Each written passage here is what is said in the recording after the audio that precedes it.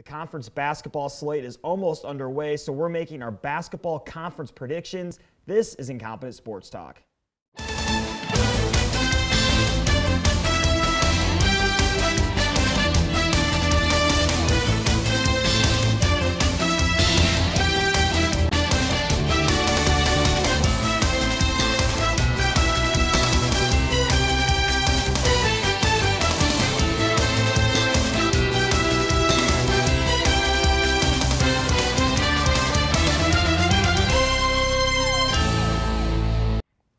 Welcome to Incompetent Sports Talk, along with Mike Rabin and Jake Burgers. I'm Alex Salzman. This is our basketball conference preview show. We're going to go conference by conference and predict who the regular season conference champion will be. We'll start in the ACC, the conference that has the defending national champion Duke Blue Devils. Will they repeat, Mike?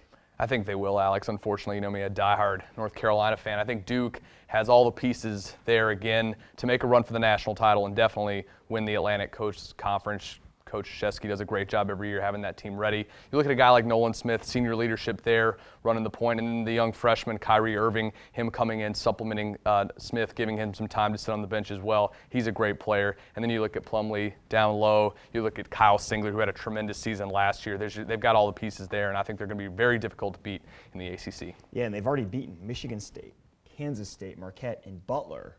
I also think Duke is going to win the ACC. Jake? Yeah, I think Duke's by far the favorite to win the ACC, if not the whole national championship. If there's any team in the ACC that can overpass Duke, it would be North Carolina. They have a lot of talent on that roster, a lot of young freshman talent. Harrison Barnes has struggled so far earlier this year, and Duke's right now the only ranked team in the ACC at #1. But if any team can do it, it's North Carolina. That's a team to look out for other than Duke. Right. North Carolina's kind of missed the Ty Lawson and Raymond Feltons of the past. Larry Drew and Kendall Marshall are both really good players, but they're not at that level yet. North Carolina's going to have to rely on Tyler Zeller, who had 27 points the other night against Kentucky in a big win for UNC. So I think I agree. UNC's the only team that might have a shot. Maybe you look at a team like Florida State under Leonard Hamilton, who's made tremendous strides the last 2 seasons, but in the end, I think Duke runs away with it. And when you lose guys like Shire and Thomas and Zubak and still have the consensus #1 team in the country, that's pretty amazing. It shows you how deep and how good of a team this Duke team is. Let's go to the Pac-10. It was down last year. It just flat out wasn't very good. Will it bounce back as a conference, and who's going to be the conference champion, Jake? I really don't think the Pac-10 is all that good this year. I think there's a lot of mediocre teams. The conference is up for grabs. Arizona, Washington State, they have some decent teams. I think Washington is the team that is the team to beat in the Pac-10, though. I like what Lorenzo Romar's doing there, and I love their point guard, Isaiah Thomas. He's only 5'8", but he does it all. He can pass it, he can shoot it, play some defense. I think Washington has the strongest team in a weak Pac-10. And they're deep. They didn't graduate a whole lot of guys from that team that went to the Sweet 16 last year. They love to run up and down the court. They averaged nearly 80 points a game last year. I too like Washington, Mike. Yeah, Washington averages 95 points a game. That's #1 in college basketball right now. So like you guys said, a great offense there. They also have guys like Brian Manning and Leroy Overton, 2 players that do a really good job. So they have depth, balance in a weak conference. That's what you need, and they'll probably get the job done. But I think you watch out for Sean Miller at Arizona. Arizona has that tradition of playing well. They've got some good players. So Arizona might be able to make a push, but I think Washington in the end gets the job done. And one of the big stories, UCLA. They struggled last year. A lot of the power struggled last year, Arizona, UCLA, North Carolina. But UCLA already off to a 3-4 start. They lost to Montana the other night. Mike, what is the problem with UCLA? I mean, what do you see is going on with this team? It's difficult. You know, Ben Hallen had those 3 years in a row where they were in the Final Four. They were consistently challenging for the national championship and dominating in the Pac-10. I think it's a battle of attrition. You know, it's a war of attrition in college basketball these days. You see these players one and done. They just can't keep a consistent group of guys there. At North Carolina, they had a bunch of players that could have left early, back when Raymond Felton, Sean May were there, but the guys stayed for a couple years. They gelled, and they were able to put it together and make a run. UCLA is struggling to keep players, but UCLA did take Kansas to the wire, so they have talent on their basketball team. They're just not gelling right now. That's right. SEC, maybe not as strong as some of the other power conferences. Mike, who are you taking in this one? It's interesting. I think Tennessee is a team that should be reckoned with. Tobias Harris, young player there, has really shown signs of brilliance early in this season. And then Scotty Hobson, a player that's returned from a year ago, also a very good player. Both those players in double figures in points. Both of them can handle the ball, can dish it off. But Tennessee is going to be without their head coach Bruce Pearl for the first 8 games in the SEC, so you have to wonder there. So I think because of that, I'm going to go with Kentucky. I think they're going to find a way to win the SEC. They have Terrence Jones and Brandon Knight, some young freshmen, then DeAndre Liggins, a junior. So they've got some players there that are going to work together. We've seen them play well this year. They had a tough loss at North Carolina, but I think this team, because Tennessee is not going to be without their coach for 8 games, I think Kentucky finds a way to get it done in the regular season. When the SEC tournament rolls around, whole different ball game. Jake. I think this SEC league is a league with a lot of questions. You have Tennessee, who's obviously a very talented team, but you have Bruce Pearl, who's going to be out for the first 8 SEC games. I'm not sure how that team's going to bounce back with that. They do have some young talent. They have some veteran leadership with Scotty Hopson as well. And then you have a team like Florida, who Billy Donovan won 2 national championships in a row a few years ago, but since then, he took the job for the Orlando Magic, went back to Florida. I don't know if that hurt recruiting a little bit, but since that happened, he's only been to the NCAA tournament 1 time with a first-round exit. Florida, they have a very talented team this year, but I don't think they have a team that's going to contend for the title. I think that's between Tennessee and Kentucky. Kentucky, they have a lot of freshman talent. And what? Oh, I'm sorry. John Calipari is just a tremendous recruiter. Terrence Jones and Brandon Knight lead a star-studded cast of Kentucky Wildcat players. In the past couple of years, he's had like 8 5-star recruits. He has another 5 or 4 or 5 coming in next year as well.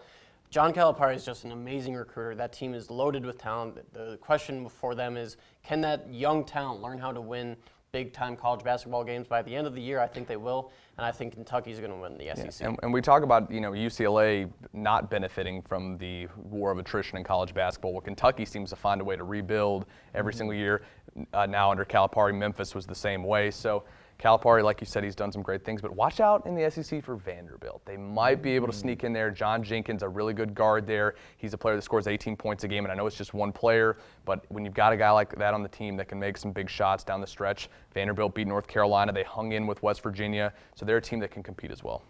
I'm actually going to go with Florida, and I know you kind of – here's the thing. This team did go to the NCAA tournament last year. They lost to a very good BYU team. They have all 5 starters back from that team. I like Chandler Parsons. Vernon Macklin, I think, are 2 really good players. And this is a team where it seemed like the last couple of years they just didn't have the depth on the bench. And I think they finally got that now. A lot of young talent mixed in with some of the more experienced guys that have started. I think Billy Donovan gets it done. And I know they lost to Ohio State and lost to Central Florida already. But I think this team bounces back in the SEC. And if you consistently look at teams that are winning ball games, it's because they've got solid post play. Teams like when Florida lost Al Horford, they've struggled ever since then because they haven't had a guy in the post that's been dominant. Yeah, you look at North Carolina the same way. They've struggled since they lost Hansbrough in the post, and you can go down the line. When teams lose a dominant post player or a post player gets better, and Brian Zubek for Duke last year, teams tend to get better. So I think that's one reason why Florida and maybe North Carolina haven't played as well. Let's go to the Big 12. This is a conference where you got teams like Kansas, Kansas State in the mix, Texas ranked. Mike, at the end of the day, who wins this conference? I'm going to go bold. I think Baylor is going to come out of the Big 12 and shock the world under Mr. Drew, the coach down there. I think they get the job done. Lace Darius Dunn averages roughly 24 points a game this season through 6 or 7 games. They've got a player in Quincy Acey. Both these guys played on the team last year.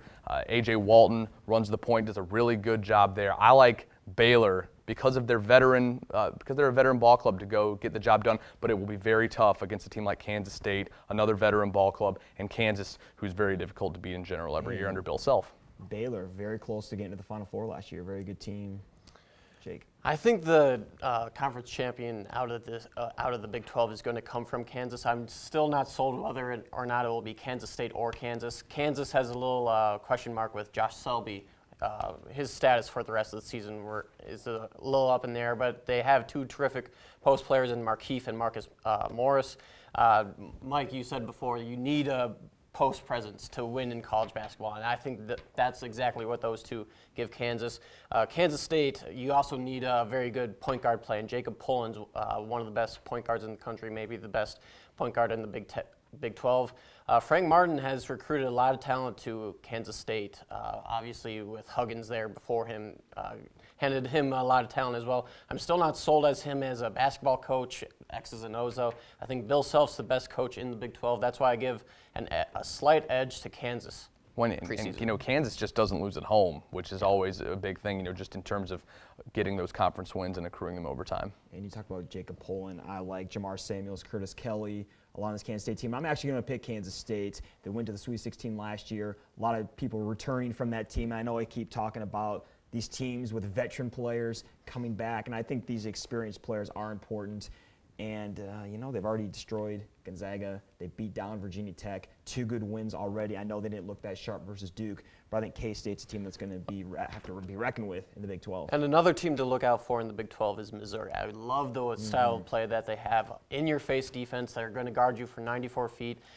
They're going to push the ball when they can. They had a very entertaining overtime game with Georgetown earlier this year. Legitimate top 10 team. Missouri's another team that you have to look out for in the Big 12.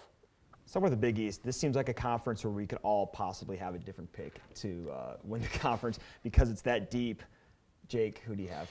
Yeah, the Big East is loaded top to bottom. There's 6 ranked teams coming into this week. Pitt, Georgetown, UConn, Syracuse, Villanova, and Notre Dame. Of these teams, I think Pittsburgh's the team to beat.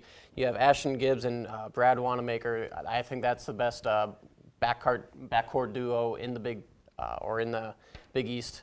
Possibly one of the best in the country. I think they lead a Jamie Dixon squad that's very talented. I think they lead them to the Big East championship. And I actually agree with you. Here's the thing about Pittsburgh. They returned 86% of their scoring, 91% of its rebounding, 86% of their minutes played from a year ago, and this was a team that finished second in the regular season in the Big East. It is a team that they did lose in the second round of the NCAA tournament, but I think it's a very good ball club. Jamie Dixon, every year he's been at Pittsburgh, which has been 7 years, 10 or more wins in the Big East, 20 more wins overall. They're very consistent year in, year out. I like Pittsburgh to win the Big East. Yeah, I mean, it's just every time I watch Pitt play, I keep thinking Levance Fields is going to run back on the court because he was there for so long. And I know that was 2 years ago when he left.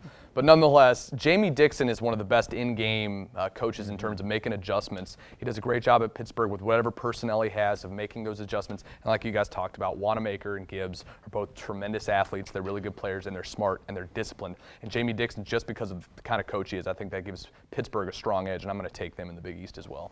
Okay, let's talk about this now. Let's pick a team who's going to finish second in the Big East. Since we all picked Pittsburgh to win the conference, who are some other teams I think are going to be a threat in the Big East? I think you have to look at a team like UConn, who has had a number of impressive wins so far this year. They were a team that was a little under the radar. They weren't ranked to begin the season. Kind of an afterthought coming into this Big East play, but now they're in the top 10. I think they're up to number 6 in the polls this week. I think UConn's a team to look out for. Yeah, I think you got to talk about Georgetown. You talked about their game with Missouri. That was a big win for them in overtime to have that kind of win against a quality opponent, a Missouri team that's ranked in the top 25. So I think Georgetown is a legitimate contender. Chris Wright, Austin Freeman, both really good players with experience there. I think they're a team to be reckoned with. I think a team that one of those top 10 teams that nobody's really talking about, Syracuse. Syracuse quietly in the top 10, quietly unbeaten right now, or actually I guess they play Michigan State on Tuesday, but we tape on Monday, so we don't know the results of that game. Right. But I think Syracuse is going to be another good team. And we got a People team, slept on last year. a team that's kind of flying under the radar, that's playing better than we thought, is Notre Dame. They're undefeated right now. They won the Old Spice Classic. They beat Wisconsin in that game. So Notre Dame playing well too. So there's a lot of Cincinnati's undefeated. There's a lot of teams in the top half of the Big East that are undefeated. Now some of those teams will start to lose. They've had some easy schedules, but there is a lot of talent in that conference. And don't forget about Villanova. They have the best dressed coach in the country in Jay Wright. That's another team to look out for. That's right. Let's go to the Big Ten. We're going to spend a little more time breaking down the Big Ten. Michigan State, Purdue, Wisconsin, Illinois. I mean, so many great teams in this conference. Some people preseason saying that this might be the best conference in college football. Obviously, that's up for debate, and we're not going to know that till the end of the season. Jake, as of right now, who do you like to win this conference?